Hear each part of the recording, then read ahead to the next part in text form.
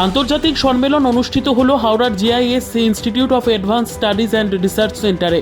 উপস্থিত ছিলেন দেশ ও বিদেশের গবেষক ও বিজ্ঞানীরা। এছাড়াও উপস্থিত ছিলেন প্রতিষ্ঠানের আচার্য সর্দার তরণজিৎ সিং সহ অন্যান্য আধিকারিকরা। অ্যাডভান্স মেটেরিয়াল অ্যান্ড ম্যানুফ্যাকচারিং নিয়ে এই আন্তর্জাতিক স্তরের আলোচনা সভা হয়।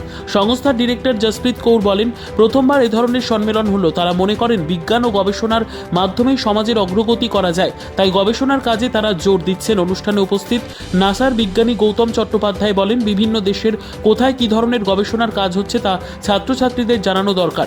বিভিন্ন দেশে কিভাবে ও কোন পথে এগোচ্ছে সেটা জানলে তবেই অগ্রগতি সম্ভব, যে কারণে আজকের এই আলোচনা অত্যন্ত গুরুত্বপূর্ণ। आज का program JIS IAR research studies के साथ हम लोग पहला इंटरनेशनल कॉन्फ्रेंस कर रहे हैं on manufacturing and advance material. यहाँ पे बहुत सारे डेलीगेट्स आए हैं from India as well as abroad. So we have like a cumulative participation of 200 people and this is not the conference like the name says conference, बस जैसे मैंने inside भी बोला, it is a celebration of science, a celebration of research and curiosity, because research के बिना कुछ भी रहेगा नहीं।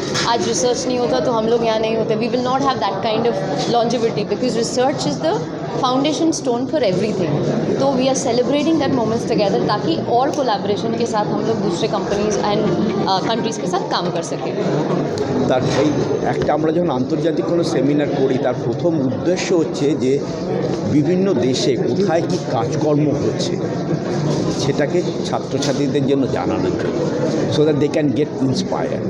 ইট ইজ নট অনলি যে আমরা বলছি যে হ্যাঁ এইগুলি আমরা করি একটা বিরাট সাকসেসফুল, সেটা নয়।